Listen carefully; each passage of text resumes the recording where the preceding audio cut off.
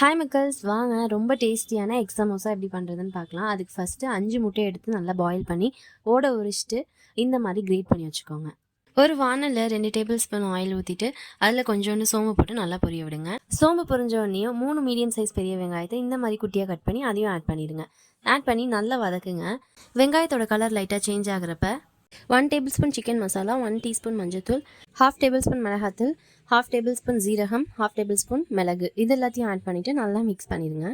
அப்புறம் கொஞ்சோண்டு கருவேப்பிலை, அப்புறம் கொஞ்சோண்டு கொத்தமல்லியில் ஆட் பண்ணிவிட்டு கிரேட் பண்ணி வச்சுருக்க எக்கையும் ஆட் பண்ணிடுங்க. அப்புறம் ஸ்டஃபிங்க்கு தேவையான சால்ட் ஆட் பண்ணி நல்லா கொஞ்சம் மிக்ஸ் பண்ணிவிட்டு இறக்கிடுங்க. அவ்வளோதான். இப்போது ஷீட் ரெடி பண்ணிடலாம். ஒரு மிக்சிங் பவுலில் 1 கப் மைதா, 1 டேபிள் ஸ்பூன் ஆயில், அப்புறம் தேவையான அளவு உப்பு போட்டுட்டு 1/4 கப் தண்ணி ஊற்றி நல்லா சப்பாத்தி மாவு பதத்துக்கு பிசைஞ்சு வச்சுருங்க.